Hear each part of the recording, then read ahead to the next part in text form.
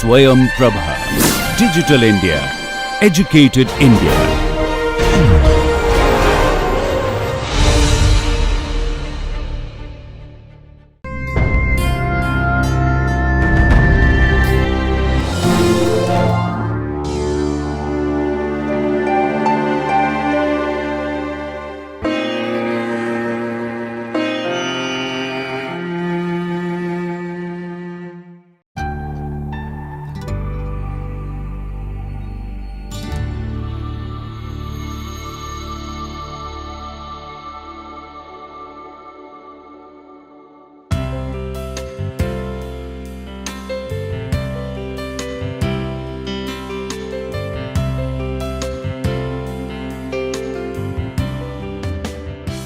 Hello everyone.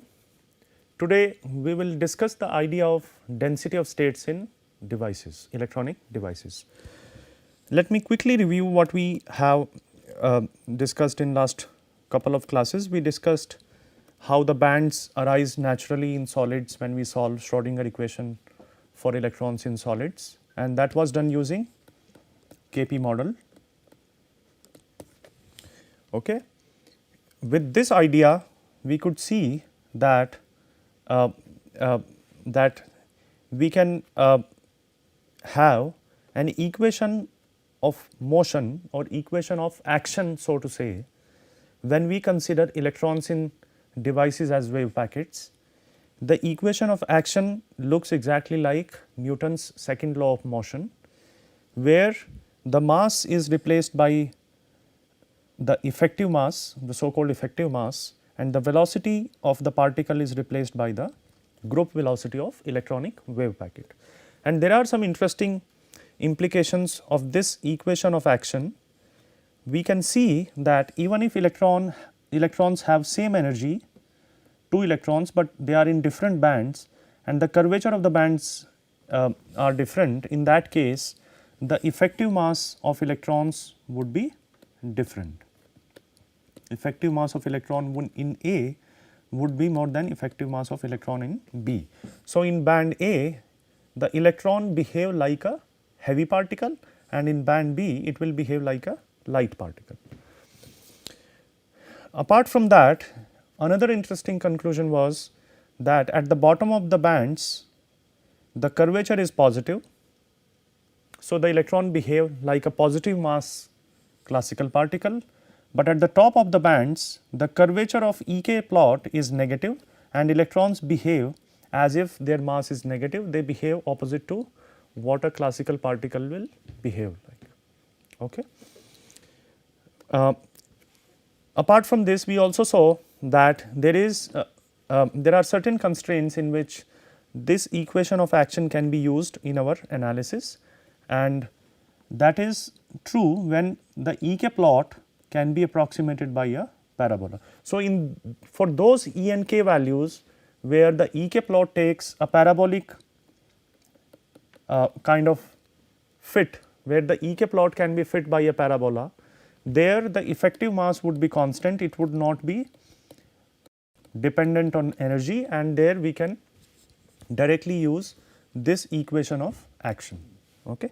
So, with this we moved on to a second idea, and we come back now to a 2 terminal device in which we have a source, we have a drain, and we have a channel region. In this 2 terminal device, generally the source terminal is grounded, the drain terminal is applied with voltage V, and the source and the drain are bulk material, and the channel region is a small mesoscopic or nanoscopic region of semiconductor, let us say. The electronic constant, so in order to sort of understand the IV characteristics, which is the most important thing that we would like to know about a device, how much current would flow through the device when we apply a certain voltage. So, the IV characteristics is ultimately what we want to calculate or deduce from our analysis. In order to understand the IV relationship or how much current would flow through the device, we first need to understand how many electrons are there and how they are distributed in the system. So, then only we can sort of extend that idea to how many electrons will flow through the device. So, in bulk materials, the concentration of electrons or the number of electrons at a certain energy at a given temperature is calculated by a function called Fermi function.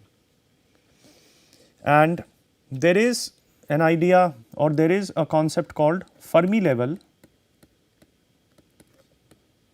or in other words electrochemical potential of the material. So, the Fermi level is the level up to which all the electronic states, all the allowed electronic states in the system are filled at T equal to 0 Kelvin. So, at absolute zero temperatures, the level up to which all electronic states are filled is known as the Fermi level of the material. And this idea, this is a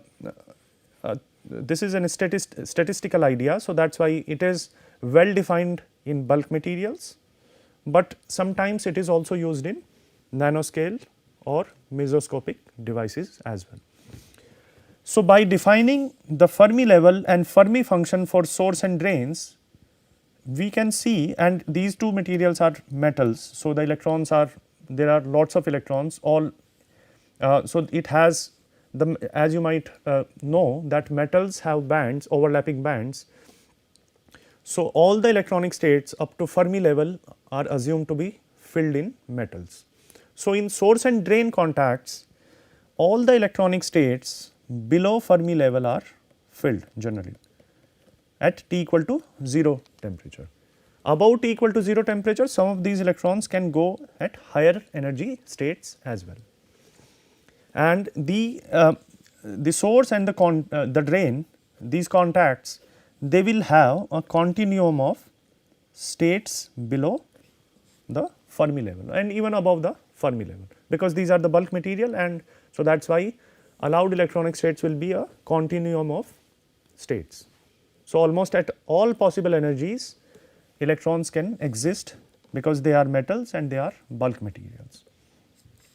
So, for source and drain contacts, just by knowing their Fermi level and Fermi function at non-zero temperatures, we can figure out the distribution of electrons, how many electrons exist at what energy, this we can easily deduce. But for channel region, which is a small region in modern devices, electrons do not take, may not take continuum of energy values. So, there may be some energies which might be disallowed because this is a semiconductor. So, there might be a band gap. Moreover, this is a small region, and confinement, as we saw, the confinement creates discretization. So, the electronic states or the energy levels might be discrete. So, in order to understand how many electronic states exist in channels or how many electrons can channel sort of contain, we need to understand this idea of density of states in the channel.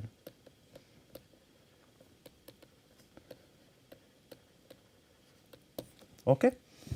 So, this is what we are going to discuss from this class onwards. Also, this channel in modern devices, this can be a 3D channel, 3-dimensional channel. It can also be a 2D channel, it can be a 1D channel, it can as well be a 0D channel. By 3D channel, we mean a semiconductor which is basically a channel which is which has dimensions, which extends in all three directions. A 2D channel, by 2D channel we mean that it is like a graphene nanoribbon. The dimension in the third direction or the length in one direction is extremely small as compared to its dimension in other two directions. So, it has the length or the extent in one dimension is very small as compared to the extent in other two dimensions.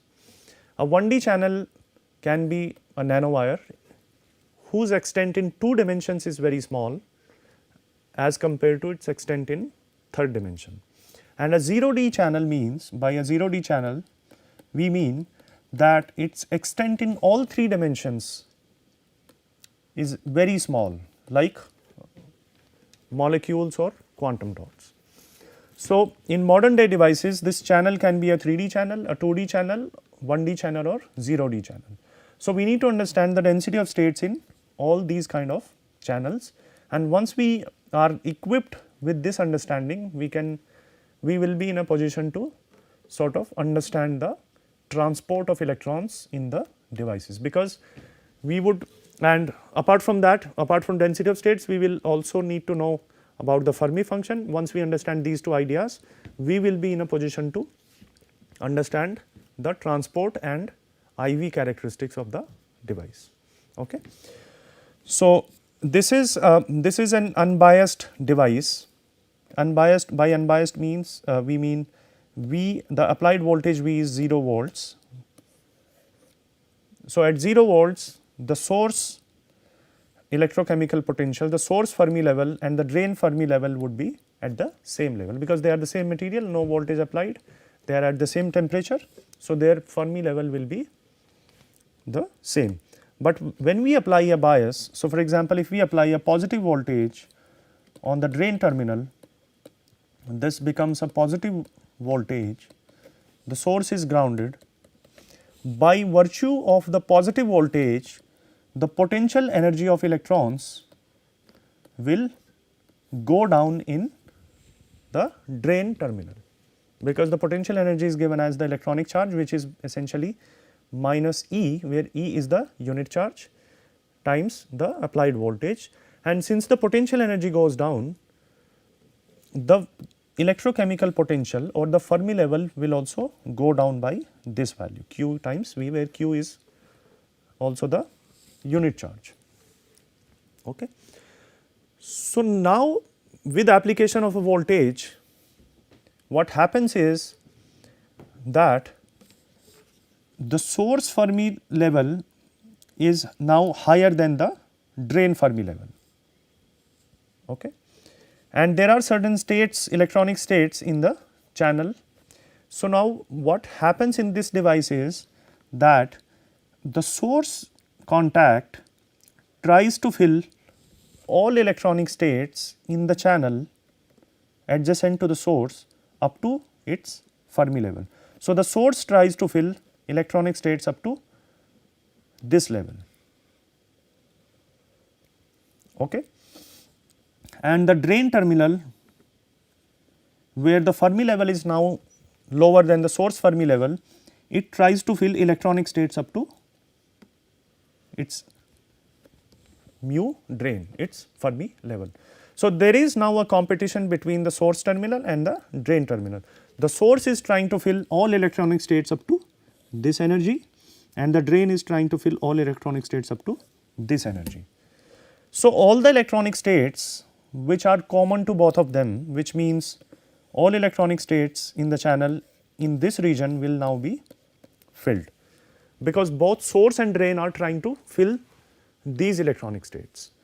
But the electronic states which lie between the source Fermi level and the drain Fermi level, which means these electronic states in the channel, these electronic states, the source is trying to fill them with electrons, because it has enough number of electrons and its Fermi level does not change with flow of few electrons into the channel. The drain is trying to fill, to make sure that only electronic states up to this level are filled. So, which means that the drain terminal is now trying to make these states empty of the electrons.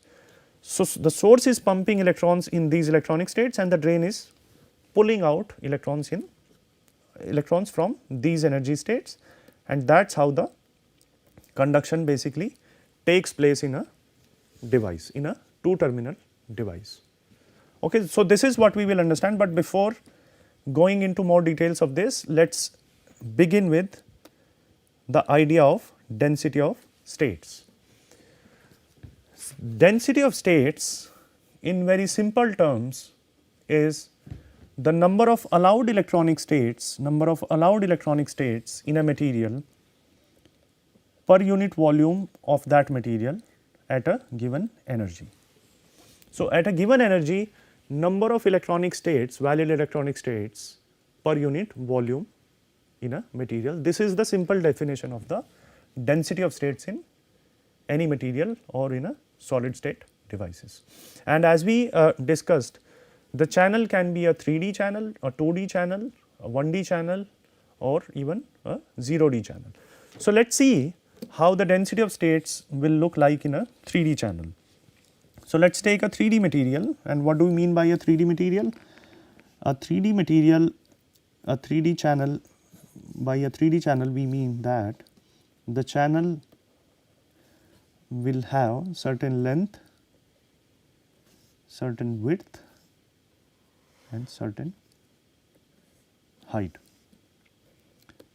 So, this is a 3D material that can be used as a channel. It has, let us say, Lx length, Ly width and Lz height. Okay. So, this is Lz, this is Lx, this is Ly. And in order to make a device out of this material, we just need to put contacts at 2 points of this, and then we will have a 2 terminal device. And but in order to understand the electronic transport or the electronic distribution, we need to see how many electronic states would be allowed in this particular material. So, so this is a typical 3D solid on XYZ axis. It has Lx extent on x axis, Ly on y axis and Lz on z axis. And if we make a simple assumption that for all energy values or for the energy values at which we are interested, which means at the bottom of bands and the top of the bands, generally these are 2 regimes of EK plot where we are most interested in, because that is where the entire sort of electron and hole transport takes place. So, in these 2 regimes, this EK relationship is parabolic, let us say, and so that is why the mass of the electron now needs to be taken as the effective mass that we studied in the previous classes. So, let us assume that in the regimes of interest, the EK plot is like a parabolic plot, which is not a bad assumption, I would say, which is true in most of the cases. But instead of regular mass of electron, we need to take the effective mass of electrons. So, the EK plot will look like E would be h bar square k square divided by 2 m star. And now, with this notion of effective mass, we can sort of ignore all the crystalline potential and the quantum mechanical nature of the electrons. Or in other words, the effect of crystalline potential and the quantum mechanical nature of electrons is now encapsulated in the idea of the effective mass. Okay. So, by assuming electron to be a particle with effective mass, this 3D solid can be considered like a 3D box. We can ignore the, or sort of we can do away with the crystalline potential and the quantum mechanical nature or the quantum mechanical interaction of electrons with the crystal, with the atomic cores. So, now electron is just a particle in a 3D box like situation in this 3D solid. So, in order to calculate the density of states, how many states would electronic states would exist at a given energy, we need to see or we need to sort of solve, again we need to start with the solution of the Schrodinger equation in this case, and this kind of solution we have already done. We have already solved Schrodinger equation for a particle in a 1D box where the electron is confined in a one dimensional box. Now it is just a generalization of the 1D box situation. It is now a 3D box, and in this case the solution will be a natural generalization of the solution of the particle in a 1D case. So, if you recall, the wave function for particle in a 1D box was A sin kx, where k could take these values of n was integer, any integer. Okay. So, the wave function of electrons in a 1D box was A sin kx, where k could take any k could take values like n pi by L, where L was the length of the box and n could be any integer.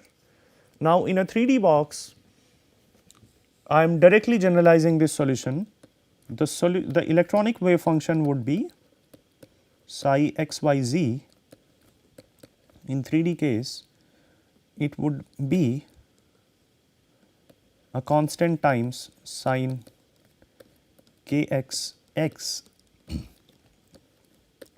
sin ky y sin times sin kz z. So, this is the electronic wave function in a 3D box when the electron is confined entirely in the 3D box, where now kx is nx pi by Lx, ky is ny pi by Ly, and kz is nz pi by Lz, where nx, ny and nz are integers, set of, they can be any integer from the set of integers. Okay. Now, we need to see how many electronic states would exist at a given energy. We need to sort of visualize, or we need to calculate, we need to count the number of electronic states at a given energy. That is what we need to do. In order to do that calculation, it is always easy. So, since as you might have already seen from the solution of the wave function, different wave functions exist for different values of k's, kx, ky, kz. So, in order to calculate the number of electronic states, or in order to calculate the number of allowed electronic wave functions, we need to calculate different k values in the system basically. So, that is why we plot the solution k points on the in the k plane, which means we have kx, ky, kz axis, sorry, we have kx, ky, kz axis, and the allowed k values n pi by Lx, kx is, ky is n pi by Ly, and kz is n pi by Lz. Okay. So, on the k axis, the allowed values will be plus pi by Lx minus pi by Lx plus 2 pi by Lx minus 2 pi by Lx plus 3 pi by Lx minus 3 pi by Lx, and so on basically. Similarly, the allowed ky values are plus pi by Ly minus pi by Ly plus 2 pi by Ly minus 2 pi by Ly plus 3 pi by Ly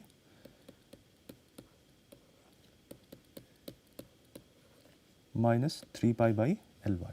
Similarly, the allowed kz values are, if we plot on kz axis, these are pi by Lz plus and minus, similarly 2 pi by Lz and minus 2 pi by Lz and so on. And apart from these axis points, there can be any point in the plane, in this 3D plane basically. Any combination of kx, ky, kz, any combination of allowed kx, ky, kz would be a valid solution for Schrodinger equation.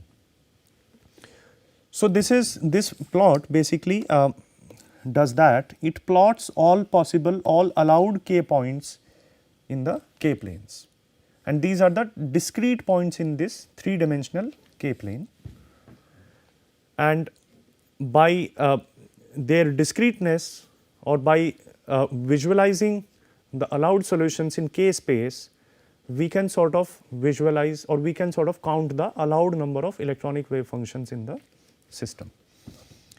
So, now from the solution of Schrodinger equation, we deduced or we find out the allowed k points, and we plot the allowed k points in the k plane, 3D k plane, and now we will need to count the distinct solutions of electronic wave function, and then we would need to divide that by the volume of the solid in order to calculate the density of states. So, that is the sequence of calculating the density of states in any system.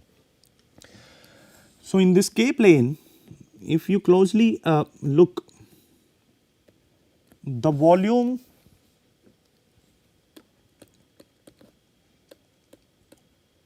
occupied in k plane by one valid solution or by each allowed state is pi by Lx times pi by Ly times pi by Lz. So, this is the volume of a single allowed electronic state in the k plane. This is the volume of one state, one allowed electronic state in the pi cube divided by V, where V is the Lx Ly times Lz, volume of the solid in physical plane. So, this is the volume of one allowed state in k plane, 3D k plane. Okay. Now, in order to see how many k states would exist from energy E to energy E plus dE,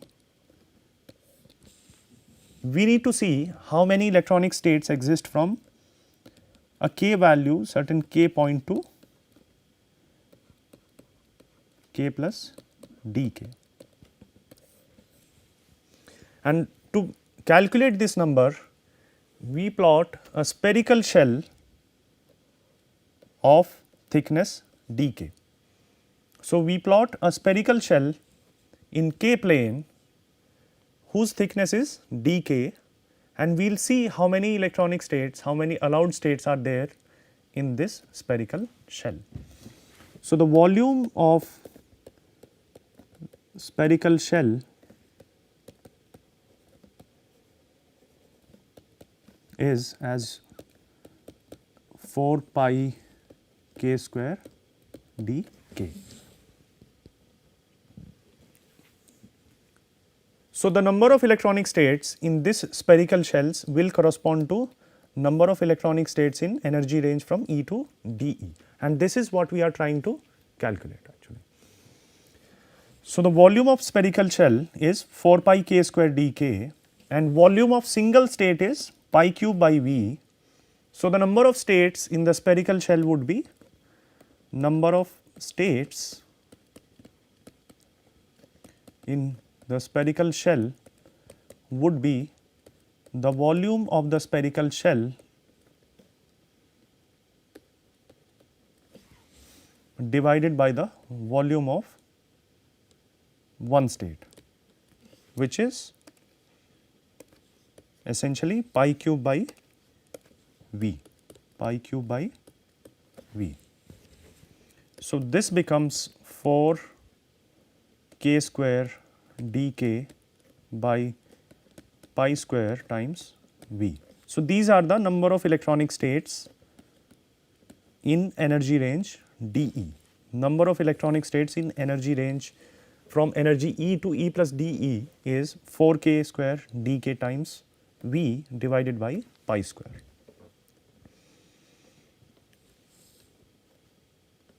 Number of electronic states per unit volume of the solid would be 4k square dk by pi square. Now, this right hand side is in terms of k, we need to convert it in terms of E, and for this we will use our EK relationship that we discussed on the previous slide. Okay. So, the EK relationship that we take is h square k square divided by 2m star. So, which means k is square root of 2m star E divided by h bar square. This is k. Apart from this, dE is now h bar square 2k dk divided by 2m star. If we differentiate this on both sides, so which means k dk is